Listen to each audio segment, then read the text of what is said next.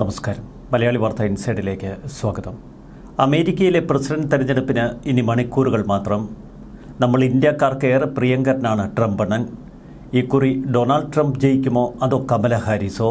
അമേരിക്കയിലെ ജനത്തിന് മാത്രമല്ല, ലോകമെമ്പാടുമുള്ള ജനങ്ങൾക്ക് ഇത് കൂട്ടപ്പൊരിച്ചിലിൻ്റെ സമയമാണ്. ഏറെ ആകാംക്ഷയോടെ ഇന്ത്യയും ഇസ്രയേലുമൊക്കെ അമേരിക്കയുടെ തെരഞ്ഞെടുപ്പ് ഫലത്തിനായി കാത്തിരിക്കുന്നു. മാസങ്ങൾ നീണ്ട പ്രചരണം, സ്ഥാനാർത്ഥിയായ ഡൊണാൾഡ് ട്രംപിനെതിരെയുള്ള വധശ്രമം ചരിത്രം കുറിക്കുമോ അതോ ചരിത്രം തിരുത്തി കുറിക്കുമോ? 60 വയസ്സുകാരിയായ കമല ഹാരിസ് ഇക്കുറി വിജയിച്ചാൽ അത് ചരിത്രമാകും. അമേരിക്കയുടെ ആദ്യ വനിതാ പ്രസിഡന്റ്, കറുത്ത വർഗ്ഗക്കാരിയായ ആദ്യ വനിതാ പ്രസിഡന്റ്, തെക്കേഷ്യൻ വംശജയായ ആദ്യത്തെ പ്രസിഡന്റ്. ബിസിനസ് സാമ്പത്തിക കുറ്റകൃത്യങ്ങളിൽ കുറ്റപത്രം ചുമത്തപ്പെട്ട ഡൊണാൾഡ് ട്രംപ് വിജയിച്ചാൽ അതും മറ്റൊരു ചരിത്രം. 78 വയസ്സുകാരനാണ് ഡൊണാൾഡ് ട്രംപ്. പ്രസിഡന്റ് തെരഞ്ഞെടുപ്പിനൊപ്പം ജനപ്രതിനിധി സഭ, സെനറ്റ്, ഗവർണർ തെരഞ്ഞെടുപ്പ് കൂടാതെ പ്രാദേശിക ഭരണസമിതി തെരഞ്ഞെടുപ്പുകളും ഇന്ന് നടക്കും. അമേരിക്കയുടെ പ്രസിഡന്റ് തെരഞ്ഞെടുപ്പ് രീതി എങ്ങനെ? ഇക്കാര്യങ്ങളിൽ നമുക്കൊരു വിശദമായ എത്തിനോട്ടമാകാം. ലോകത്തിൽ തന്നെ ഏറ്റവും നീണ്ട തെരഞ്ഞെടുപ്പ് പ്രചരണമാണ് അമേരിക്കൻ പ്രസിഡന്റ് തെരഞ്ഞെടുപ്പിനുള്ളത്. ഏകദേശം 597 ദിവസങ്ങളിലെ പ്രചരണം നടക്കുമെന്നാണ് കണക്ക്. എന്നാൽ ഇത്തവണ തെരഞ്ഞെടുപ്പിന് 721 ദിവസം മുൻപേ ഡൊണാൾഡ് ട്രംപ് തന്റെ തെരഞ്ഞെടുപ്പ് പ്രചരണങ്ങൾ തുടങ്ങി. തന്റെ പാർട്ടിയിൽ തന്നെ നിരവധി പ്രസിഡന്റ് മോഹികൾ ഉള്ളതായിരുന്നു ഡൊണാൾഡ് ട്രംപിന്റെ ഈ തെരഞ്ഞെടുപ്പ് പ്രചരണം നേരത്തെ തുടങ്ങാനുള്ള കാരണം. എന്നാൽ തെരഞ്ഞെടുപ്പിന് 244 ദിവസം മുൻപ് മാത്രമാണ് ട്രംപിന് സ്ഥാനാർത്ഥിത്വം ഉറപ്പിച്ചു കിട്ടിയത്. പിന്നീട് ഒരു കൊടുങ്കാറ്റായി അമേരിക്ക മുഴുവൻ നിറഞ്ഞു നിന്നു ഡൊണാൾഡ് ട്രംപ്. എന്നാൽ അമേരിക്കൻ തെരഞ്ഞെടുപ്പ് ചരിത്രത്തിലെ ഏറ്റവും ചെറിയ പ്രചരണ സമയങ്ങളിലൊന്നാണ് ഡെമോക്രാറ്റിക് പാർട്ടി സ്ഥാനാർത്ഥി കമല ഹാരിസിൻ്റേത്. വെറും 107 ദിവസം.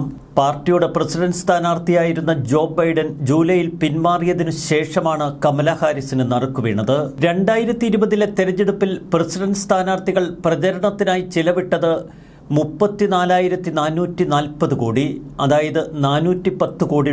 ഇത്തവണ ഒക്ടോബർ 16 വരെയുള്ള കണക്കുകൾ പുറത്തായി. ഒക്ടോബർ 16 വരെ ഡെമോക്രാറ്റുകൾ സമാഹരിച്ചത് $105 കോടി, ഏകദേശം 8,834 കോടി രൂപ. ചിലവിട്ടത് 88.3 കോടി, 7,429 കോടി. റിപ്പബ്ലിക്കൻ പാർട്ടിക്ക് കിട്ടിയത് 56.5 കോടി, $4,733 കോടി. ട്രംപിന് കിട്ടിയ തുക മുഴുവൻ തെരഞ്ഞെടുപ്പ് പ്രചരണങ്ങൾക്കായി ചെലവിട്ടു. ഏറെ രസകരമാണ് അമേരിക്കൻ പ്രസിഡന്റ് തെരഞ്ഞെടുപ്പ്. 4 വർഷം കൂടുമ്പോഴാണ് പ്രസിഡന്റിനെ തെരഞ്ഞെടുക്കുന്നത്. നവംബറിലെ ആദ്യ തിങ്കളാഴ്ച കഴിഞ്ഞു വരുന്ന ചൊവ്വാഴ്ചയാണ് പ്രസിഡന്റ് തെരഞ്ഞെടുപ്പ്. ഈ ദിവസത്തിനും തീയതിക്കുമൊക്കെ ഒരുപാട് പ്രത്യേകതകളുണ്ട്. 1845 ഇങ്ങനെയൊരു തീയതി നിയമം മൂലം ഉറപ്പിച്ചത്. അക്കാലത്ത് കൃഷി പ്രധാന ഉപജീവന മാർഗമായതിനാൽ കൊയ്ത്ത് കഴിഞ്ഞു വരുന്ന നവംബർ മാസം തെരഞ്ഞെടുപ്പിനായി തിരഞ്ഞെടുത്തു. ജനങ്ങളിൽ ഭൂരിഭാഗം വരുന്ന ക്രിസ്ത്യാനികൾക്ക് ഞായറാഴ്ച ദിവസം പള്ളിയിൽ പോകണം. അതുകൊണ്ട് ഞായറാഴ്ച പ്രസിഡന്റ് തെരഞ്ഞെടുപ്പ് വേണ്ട എന്ന് വെച്ചു. മാർക്കറ്റ് ദിവസമായതുകൊണ്ട് ബുധനാഴ്ചയും ഒഴിവാക്കി. ബുധനാഴ്ചകളിലാണ് വലിയ ചന്ത ഇടപാടുകൾ. അതുകൊണ്ട് തന്നെ ബുധനാഴ്ച വേണ്ട എന്ന് വെച്ചു. ദൂരദിക്കുകളിൽ നിന്ന് വേണം പോളിംഗ് ബൂത്തുകളിലെത്താൻ. അതുകൊണ്ട് തിങ്കളും ഒഴിവാക്കി. ഒടുവിൽ ചൊവ്വ അങ്ങനെ തിരഞ്ഞെടുക്കപ്പെട്ടു. ക്രിസ്ത്യാനികൾ സകല വിശുദ്ധരുടെയും ഓർമ്മയാചരിക്കുന്ന ദിവസമാണ് നവംബർ 1. അതുകൊണ്ട് അന്ന് തെരഞ്ഞെടുപ്പ് വരാതിരിക്കാൻ നവംബറിലെ ആദ്യ തിങ്കളാഴ്ച കഴിഞ്ഞു വരുന്ന ചൊവ്വാഴ്ച എന്ന ദിവസവും കുറിച്ചു. അമേരിക്കയുടെ പ്രസിഡന്റ് തെരഞ്ഞെടുപ്പ് നടത്താൻ ഇന്ത്യയിലെ പോലെ ഒരു ഏകീകൃത സംവിധാനമില്ല. അതത് സംസ്ഥാനങ്ങളുടെ ചുമതലയാണ് ഓരോ സംസ്ഥാനങ്ങളിലുമുള്ള തെരഞ്ഞെടുപ്പ്. 18 വയസ്സ് പൂർത്തിയായ ആർക്കും തെരഞ്ഞെടുപ്പിൽ വോട്ട് ചെയ്യാം. ഇത്തവണ 24.4 കോടി വോട്ടർമാരുണ്ട്. അമേരിക്കയിൽ ജനിച്ച് 35 വയസ്സ് പൂർത്തിയായ ആർക്കും പ്രസിഡന്റ് തെരഞ്ഞെടുപ്പിൽ മത്സരിക്കാം. പക്ഷേ അയാൾ 14 വർഷം അമേരിക്കയിൽ തന്നെ താമസിച്ചിരിക്കണം. ഒരാൾക്ക് 2 തവണ പ്രസിഡന്റിന്റെ കസേരയിലിരിക്കാം. അതുകൊണ്ട് തന്നെ 2 തവണ മത്സരിച്ച് വിജയിച്ചവർ ഏറെയുണ്ട് അമേരിക്കയിൽ. ബിൽ ക്ലിന്റണും ജോർജ് W. ബുഷും ബരാക് ഒബാമയും ഒക്കെ ഈ അടുത്ത കാലത്ത് 2 തവണ പ്രസിഡന്റായവരുടെ പട്ടികയിലുണ്ട്. 2ാം തവണ പ്രസിഡന്റ് ആവാനാണ് ജോ ബൈഡൻ ഇക്കുറിയും തെരഞ്ഞെടുപ്പിൽ മത്സരിക്കാൻ തീരുമാനിച്ചത്. എന്നാൽ ഏറെ വിവാദങ്ങൾ ഉയർന്നു വന്നതോടെ അദ്ദേഹം തെരഞ്ഞെടുപ്പ് രംഗത്ത് നിന്ന് മാറി കമല ഹാരിസിന് പകരം ആ അവസരം നൽകി. രാജ്യത്തിന്റെ പ്രസിഡന്റ് ആകാൻ ആർക്കും താല്പര്യമുണ്ടാകാം. എന്നാൽ അതൊരു നീണ്ട പ്രോസസ്സാണ്. ഒരു പാർട്ടിയിൽ യോഗ്യതയുള്ളവർക്കൊക്കെ മത്സരിക്കാം. ഇതിൽ നിന്ന് ഒരാളെ നിശ്ചയിക്കാൻ മാസങ്ങൾ നീളുന്ന പ്രൈമറിയും കോക്കസുമൊക്കെയുണ്ട് ഓരോ പാർട്ടികൾക്കും. പ്രാഥമിക റൗണ്ടുകളിൽ ഏറ്റവും വോട്ട് നേടിയെത്തുന്നയാളെ പാർട്ടികളുടെ ദേശീയ സമ്മേളനത്തിൽ സ്ഥാനാർത്ഥിയായി അങ്ങ് പ്രഖ്യാപിക്കും. പ്രസിഡന്റ് സ്ഥാനാർത്ഥികളാണ് വൈസ് പ്രസിഡന്റ് സ്ഥാനാർത്ഥികളെ നിശ്ചയിക്കുന്നത്. തെരഞ്ഞെടുപ്പ് തീയതി നവംബർ 5 പക്ഷേ ചില സംസ്ഥാനങ്ങൾ സെപ്റ്റംബർ പകുതി മുതൽ വോട്ട് ചെയ്യാൻ അനുവാദം നൽകും. തപാൽ വോട്ടുകളൊക്കെ അമേരിക്കയുടെ പ്രത്യേകതയാണ്. ജനങ്ങളുടെ വോട്ടിനേക്കാൾ ഇലക്ട്രൽ കോളേജ് എന്ന സംവിധാനത്തെയാണ് പ്രസിഡന്റിനെ നിശ്ചയിക്കാൻ അമേരിക്ക പൂർണ്ണമായി ആശ്രയിക്കുന്നത്. US പ്രസിഡന്റ് തെരഞ്ഞെടുപ്പിൽ ജനങ്ങളുടെ നേരിട്ടുള്ള വോട്ട് കൂടുതൽ കിട്ടിയതുകൊണ്ട് മാത്രം ഡൊണാൾഡ് ട്രംപോ കമലാ ഹാരിസോ ജയിക്കില്ല എന്നർത്ഥം. ഇലക്ട്രൽ കോളേജിൽ ഭൂരിപക്ഷം നേടുന്നയാളാണ് പ്രസിഡന്റ് ആവുക. പോപ്പുലർ വോട്ടിൽ പിന്നിലായിട്ടും ഇലക്ട്രൽ കോളേജിൽ ഭൂരിപക്ഷം നേടിയ പ്രസിഡന്റുമാരുണ്ട്. 2016 അന്ന് ട്രംപിനേക്കാൾ 2.1% പോപ്പുലർ വോട്ട് ഡെമോക്രാറ്റിക് സ്ഥാനാർത്ഥിയായ ഹിലരി ക്ലിന്റൺ നേടിയിരുന്നു.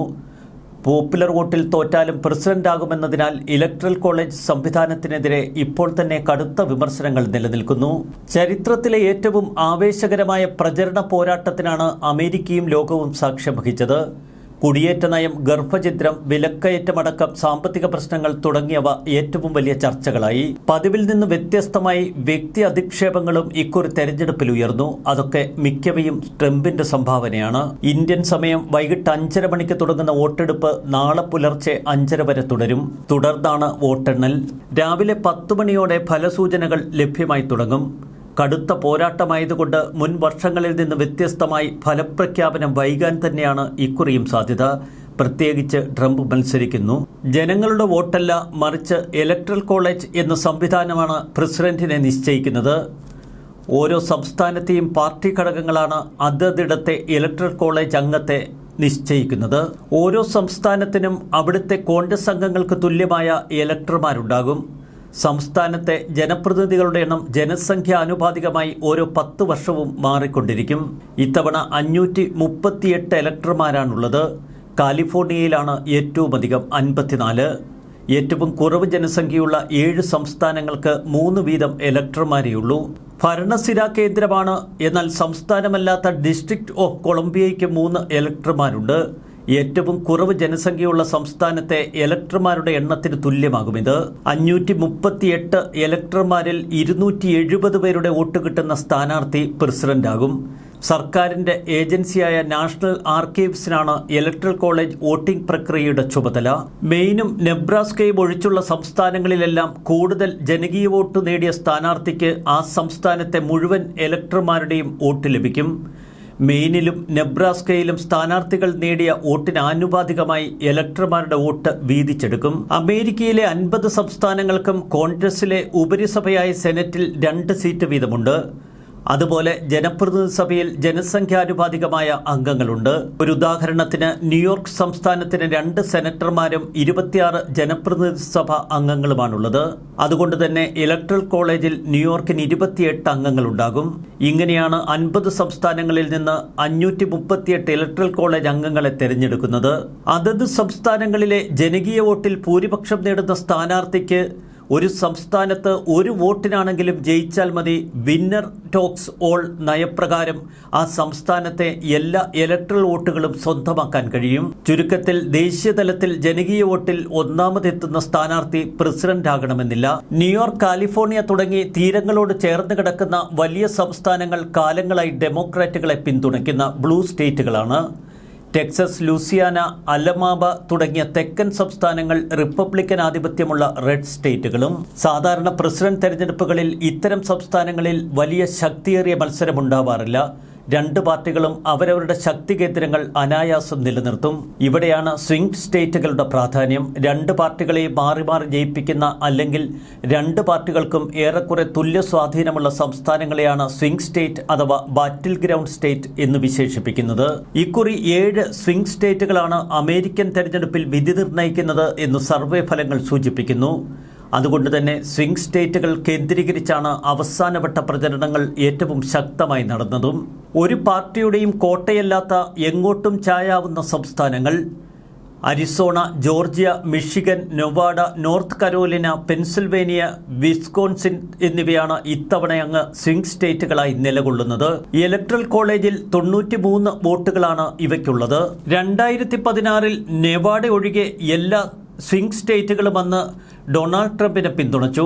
എന്നാൽ 2020 നോർത്ത് കരോലിന ഒഴികെ എല്ലാ സംസ്ഥാനങ്ങളും ഡെമോക്രാറ്റിക് സ്ഥാനാർത്ഥി ജോ ബൈഡനൊപ്പം നിന്നു.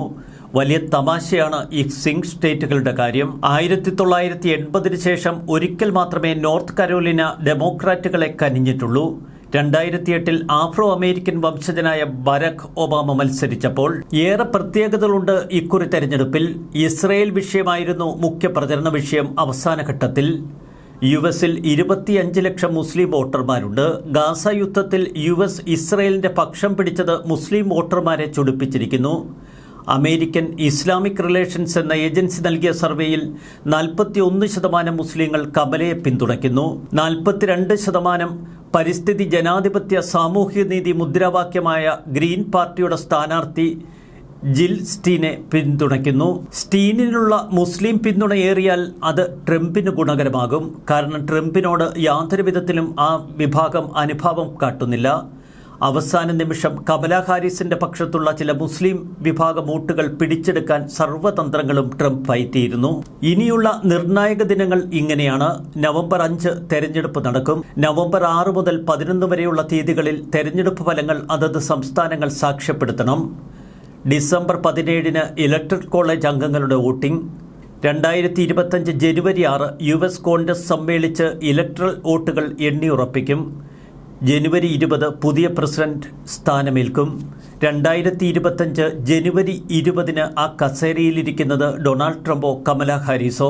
പ്രസിഡന്റിനെ മാത്രമല്ല US കോൺഗ്രസ് അംഗങ്ങളെയും വോട്ടർമാർ തെരഞ്ഞെടുക്കുന്നു. ജനപ്രതിനിധി സഭയിലെ 435 സീറ്റിലേക്കും സെനറ്റിലെ 34 സീറ്റിലേക്കും ഒപ്പം തെരഞ്ഞെടുപ്പ്. നിലവിൽ റിപ്പബ്ലിക്കന്മാർക്കാണ് സഭയുടെ നിയന്ത്രണം, സെനറ്റിൽ ഡെമോക്രാറ്റുകളും. ഏർലി വോട്ടിംഗിൽ ഇതിനകം തന്നെ 7 കോടിയിൽ പരം അമേരിക്കക്കാർ പ്രസിഡന്റിനുള്ള വോട്ട് രേഖപ്പെടുത്തി കഴിഞ്ഞു. ഡെമോക്രാറ്റിക് സ്ഥാനാർത്ഥിയായ കമലാ ഹാരിസ് തപാൽ വോട്ട് ചെയ്തു കഴിഞ്ഞു. ഡെമോക്രാറ്റ് പ്രചരണ സംഘം തെരഞ്ഞെടുപ്പ് രാത്രി വാഷിംഗ്ടണിലെ ഹോവാർഡ് യൂണിവേഴ്സിറ്റിയിൽ സംഘടിപ്പിക്കുന്ന പാർട്ടിയിൽ കമല പങ്കെടുക്കും. ട്രംപ് തെരഞ്ഞെടുപ്പ് ദിനമായി ഇന്ന് മിഷിഗൻ സംസ്ഥാനത്ത് പ്രചരണം നടത്തും. അതിനുശേഷം ഫ്ലോറിഡയിലെത്തി അദ്ദേഹം വോട്ട് രേഖപ്പെടുത്തും. ഇക്കുറി സ്വിംഗ് സ്റ്റേറ്റുകളിൽ കമലയും ട്രംപും ഒപ്പത്തിനൊപ്പമെന്നാണ് സർവേ ഫലങ്ങൾ. ലോകം ഉറ്റുനോക്കുന്ന തെരഞ്ഞെടുപ്പ് ഫലം അറിയാൻ ഇനി മണിക്കൂറുകൾ മാത്രം ബാക്കി. കാത്തിരുന്ന് കാണാം. ന്യൂസ് ഡെസ്ക് മലയാളി വാർത്ത ഇൻസൈറ്റ്.